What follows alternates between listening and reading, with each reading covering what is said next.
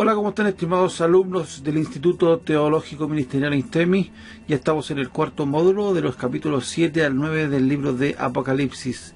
Hoy va a estar muy entretenido, vamos a ver muchas cosas. Vamos a partir con algunas consideraciones generales del capítulo 7, ya que toca principalmente el tema de los 144.000 señalados y los salidos de la gran tribulación. Muchos expositores, muchos teólogos consideran este capítulo como un interludio o paréntesis entre el texto, entre el sexto, y el séptimo sello, porque recordemos que en el sexto sello quedamos en el capítulo 6 y el séptimo. Hay un paréntesis que lo vamos a ver en este capítulo, y si bien es cierto que las visiones descritas en este capítulo 7 constituyen una pausa en la progresión cronológica en lo que va ocurriendo con respecto a los sellos, sí no es menos importante lo que allí se menciona. Es muy importante porque tiene que ver, como dije anteriormente, los salidos de la gran tribulación, y por supuesto estos tanto controversiales que han sido los 144.000 sellados, sobre todo en algunas sectas, ¿no es cierto?, que habla referente a los 144.000 sellados. ¿Ya? Entonces, este capítulo forma una parte integral del movimiento del libro. Es clave, muy importante.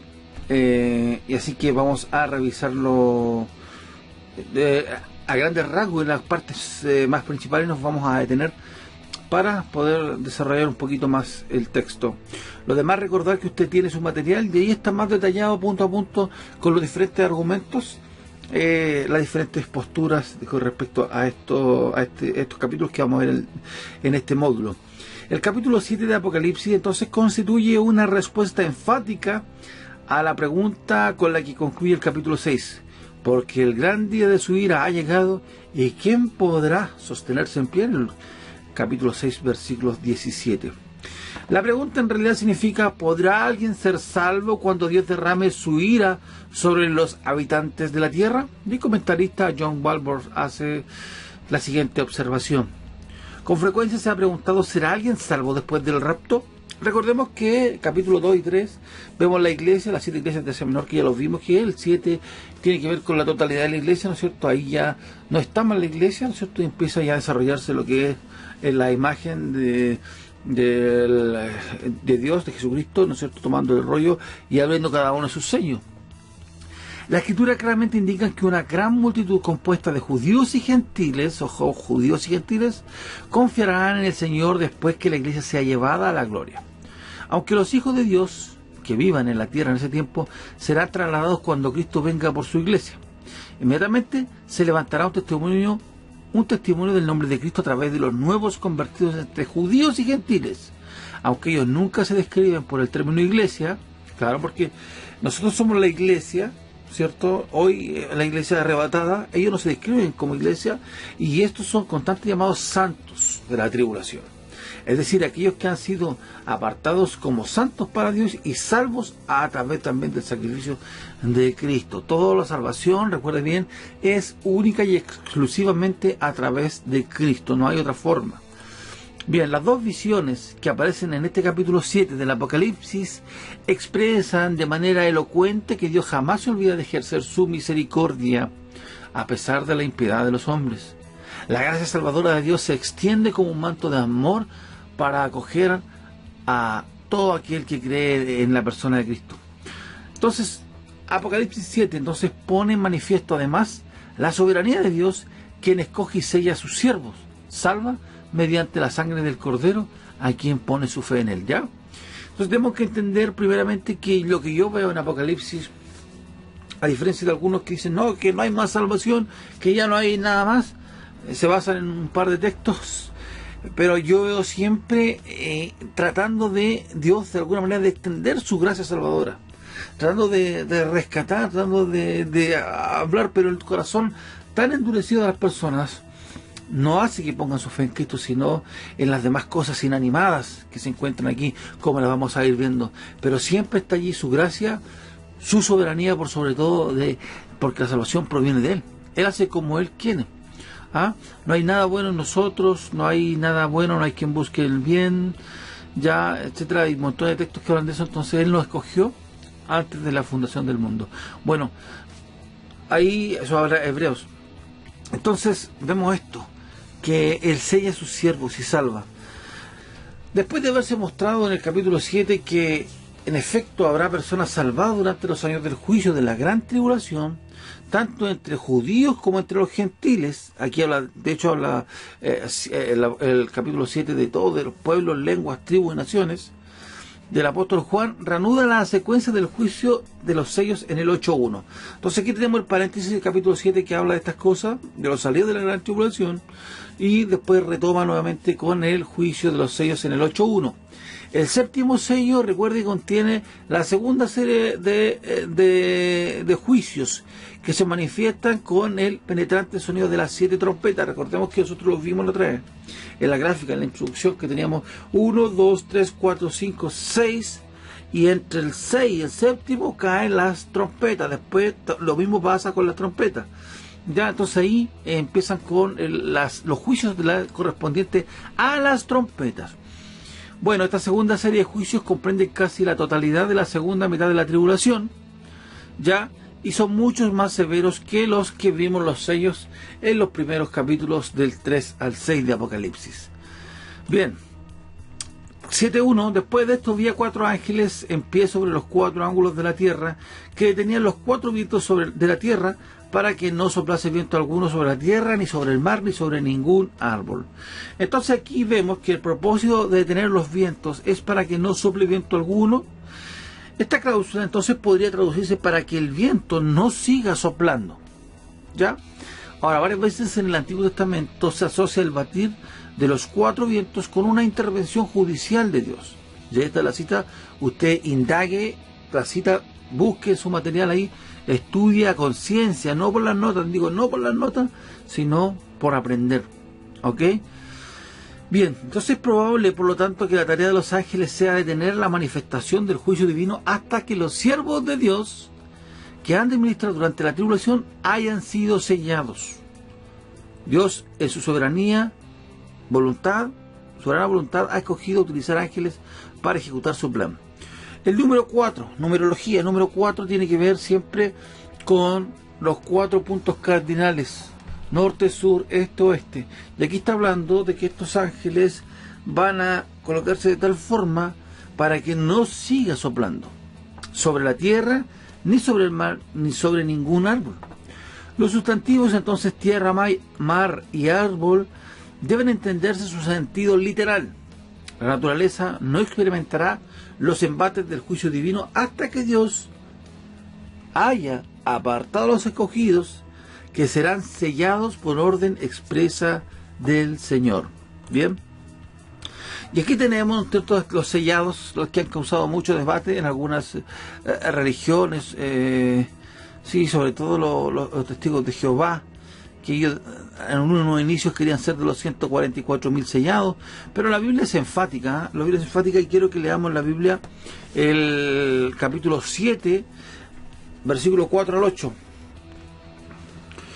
Yo vi el número de los sellados, 144.000 sellados, y aquí escuche bien, de la tribu de los hijos de Israel, de la tribu de los hijos de Israel.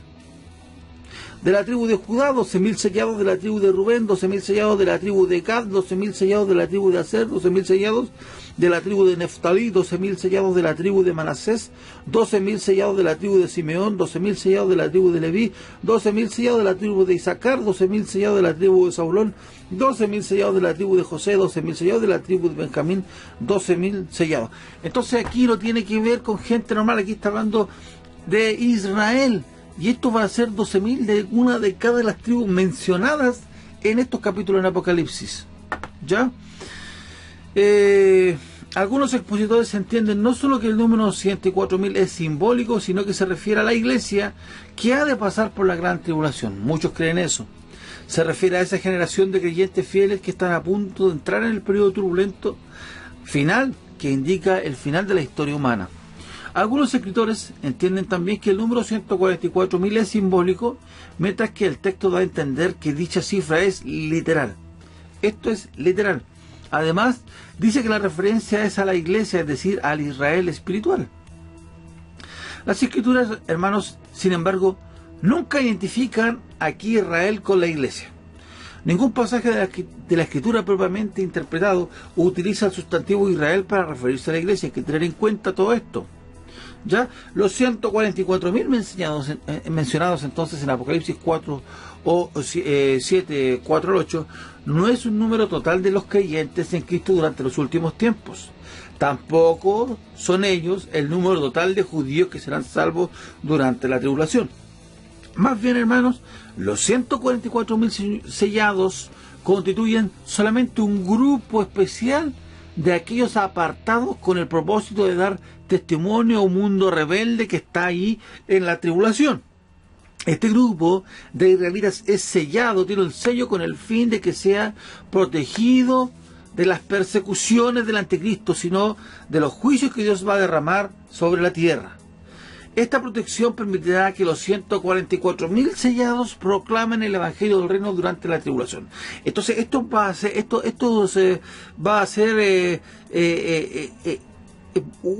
llamémosle un equipo misionero, un equipo evangelístico de estos 144.000 que van a ser convertidos, ¿no es cierto?, en aquel momento.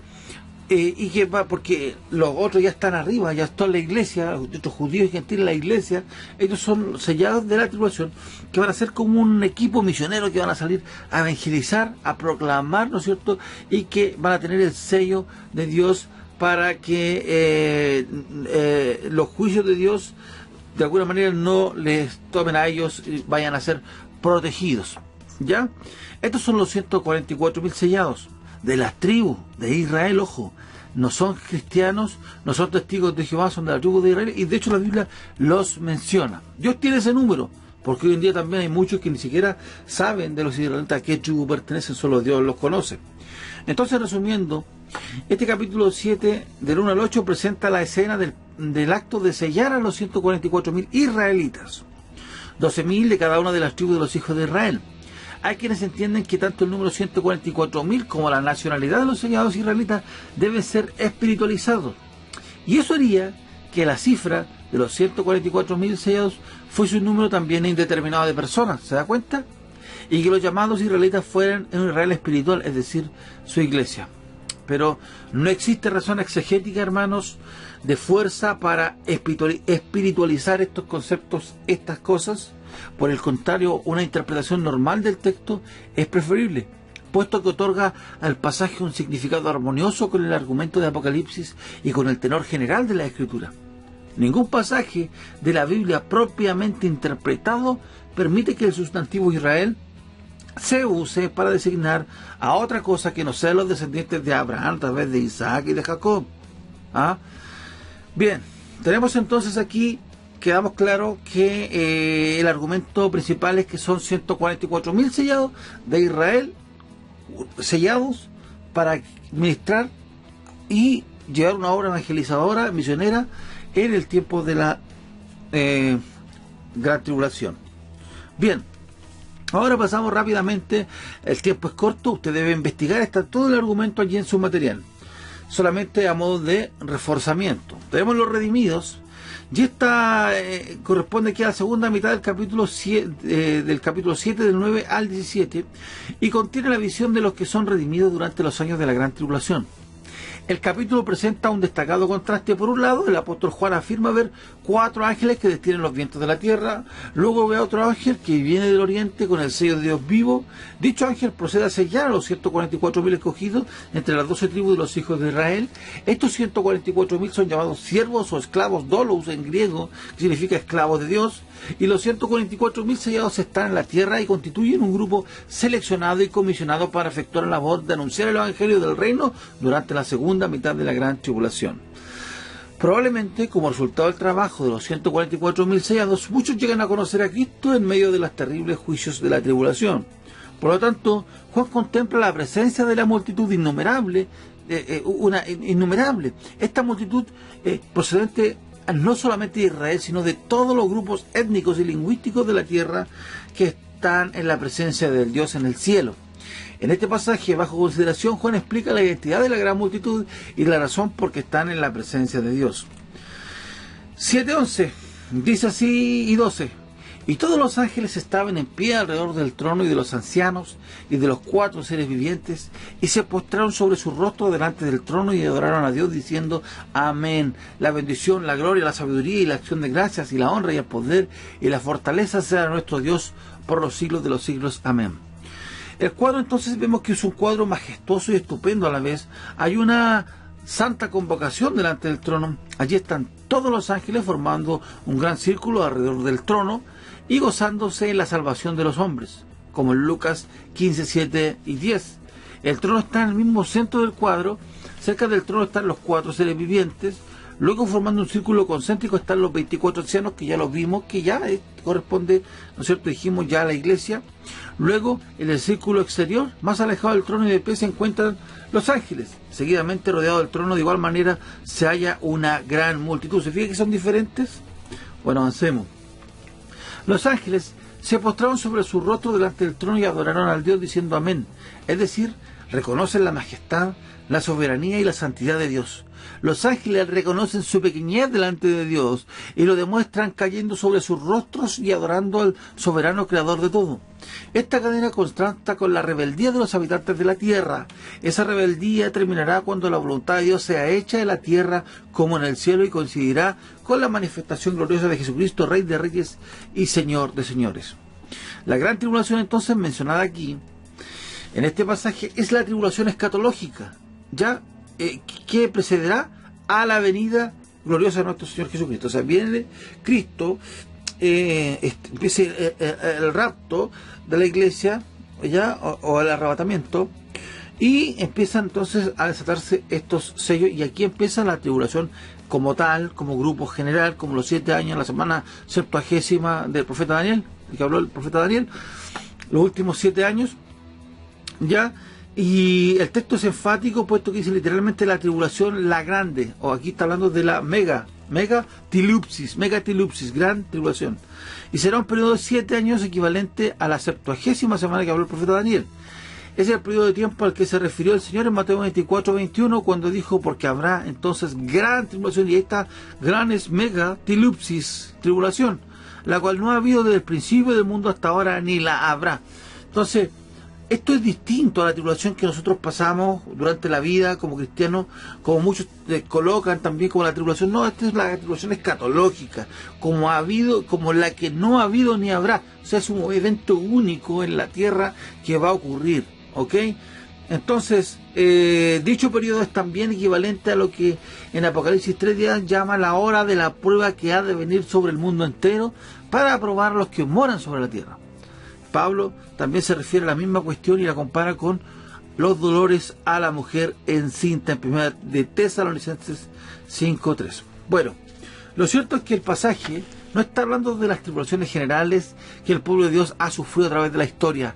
Tampoco es correcto identificar a la multitud innumerable vestida de ropas blancas como la iglesia cristiana, como si fuera la iglesia. Juan habría reconocido a muchos de ellos, cosa que no es capaz de hacer. Lo más normal, en consecuencia con el texto, es entender que los componentes de aquella gran multitud son personas que no han conocido el Evangelio después de la iglesia, que después que la iglesia haya sido removida de la tierra, son personas que han conocido a Cristo, el Evangelio, después que la iglesia ya salió de la tierra, que ya fue arrebatada al cielo, principalmente a través ¿de quién? Del testimonio de estos 144.000 sellados, de esta fuerza evangelizadora de aquel entonces. Aunque la gran tribulación será un periodo de intensos y severos juicios, Dios también en su gracia permite que muchos sean salvos, como estos innumerables, de las cuales no se podía contar, tal como evidencia de la gran multitud de Apocalipsis 9, que hablamos aquí en Apocalipsis 7, del 9 al 17. La mayoría de esos que serán salvos durante la tribulación sufrirán las persecuciones organizadas y ordenadas por los enemigos de Dios. Los 3 años y medio finales, la segunda mitad de la tribulación, llamada megatilupsis, gran tribulación, finales del periodo de 7 años, serán extremadamente críticos para los habitantes de la tierra. Esos serán los años cuando el anticristo estará en el cenit de su carrera y cuando las persecuciones de los santos de la tribulación serán más intensas. Bueno, el apóstol Juan vio que los que estaban saliendo de la gran tribulación, los que están saliendo de la gran tribulación, ya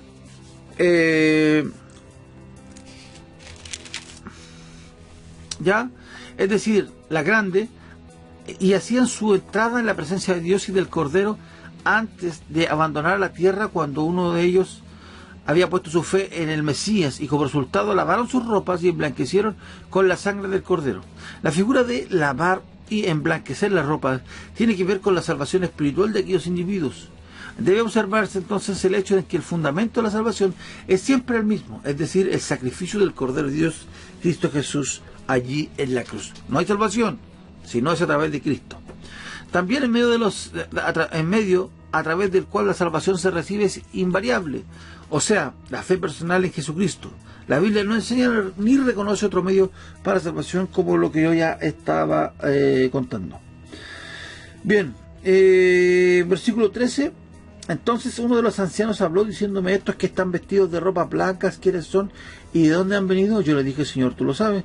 Y él me dijo: estos son los que han salido de la gran tribulación, megatilupsis, y han lavado sus ropas y la han blanquecido en la sangre del Cordero. Entonces, por eso están delante del trono de Dios y le sirven de día y de noche en su templo, y está sentado sobre el trono y extenderá su tabernáculo sobre ellos.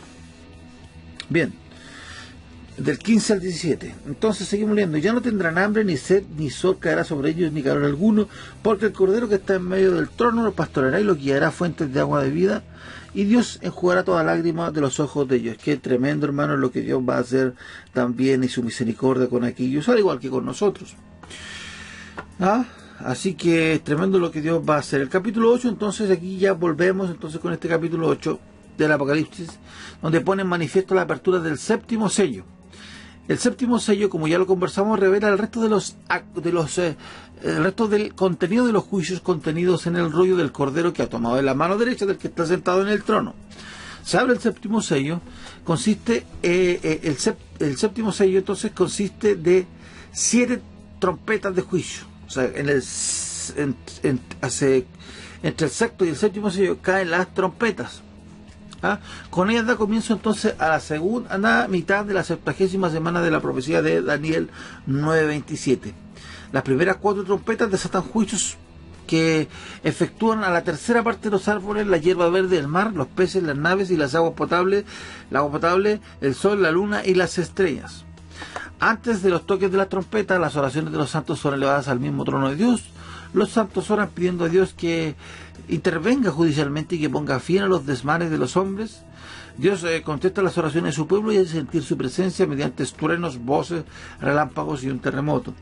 Los seres humanos entonces aquí han sido advertidos a lo largo de los siglos respecto a la intervención divina, pero muchos no han querido prestar atención a la advertencia. Dios está hablando hasta el día de hoy, ha hablado y sigue hablando a los hombres. Hoy en día lo hace primeramente a través del mensaje del Evangelio, de la gracia de Dios. El Evangelio sigue siendo el poder de Dios para salvación a todo aquel que cree, ya sea judío o gentil. Incluso a través de los juicios de la gran tribulación, allí en la megatilupsis, la gracia de Dios sigue activa y operante. La promesa de Cristo de dar vida eterna a todo aquel que en él cree, Juan 6:47, estará vigente por medio del colapso de que la civilización humana sufrirá en los postreros días. Los capítulos 8 y 9 del Apocalipsis entonces ponen en manifiesto los juicios relacionados con las primeras 6 trompetas. Los primeros 4 juicios afectan directamente a la naturaleza, la vegetación, el mar y las criaturas que viven en él, los ríos y las fuentes de agua potable. El sol, la luna y las estrellas también son afectados. Evidentemente Dios desea llamar la atención de la humanidad, ya que solo una tercera parte de la naturaleza padecerá las consecuencias de sus juicios. Los juicios asociados con las trompetas progresan en una especie de creciendo la intensidad, y la extensión de dichos juicios aumentan a medida que se realiza cada toque de trompeta. El capítulo 9 desvela entonces los juicios de la quinta y la sexta trompeta. Con la quinta trompeta se abre el pozo de los abismos, y de allí sale una invasión de langostas infernales que atormentan a la humanidad durante 5 meses, y en su desesperación los hombres buscarán la muerte, pero no la lograrán, no podrán morir. La descripción dada por Juan no da lugar a dudas. Se trata de una invasión demoníaca. El jefe de dicha invasión es el ángel del abismo, cuyo nombre es Abadón y en hebreo Apolión en griego, es decir, el destructor. Abadón en hebreo y Apolión en griego, y quiere decir el destructor. Tanto él como su ejército son especialistas en destruir. La sexta trompeta descubre entonces la actuación de 4 ángeles que han estado preparados para entrar en acción frente al ejército cuyo número es de 200 millones. Tanto los jinetes como los caballos sobre los que cabalgan emiten a través de sus bocas fuego, humo y azufre. Como resultado de esta plaga, una tercera parte de los habitantes de la tierra muere. A pesar de todas las calamidades, los seres humanos persisten en sus pecados. En la idolatría y el satanismo continuarán a un ritmo acelerado.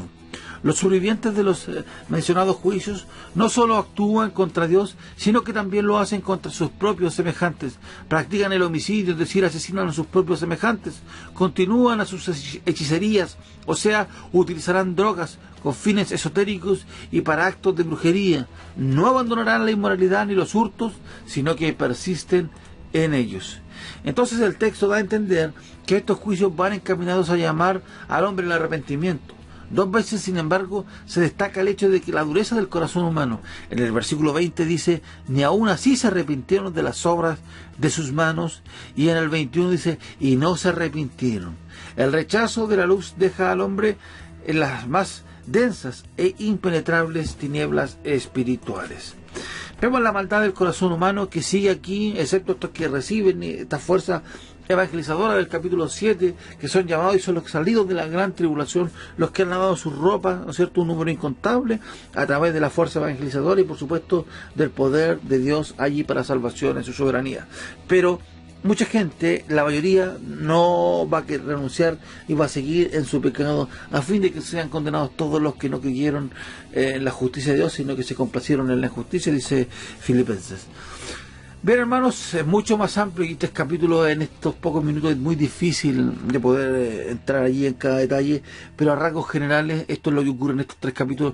Les invito a que se sumerja allí en la escritura, cada cita, cada texto, lea cada argumento, pregunte en los foros y nos vemos en el próximo módulo de Apocalipsis, donde veremos el capítulo 10, 11 y 12 de Apocalipsis. Muchas bendiciones.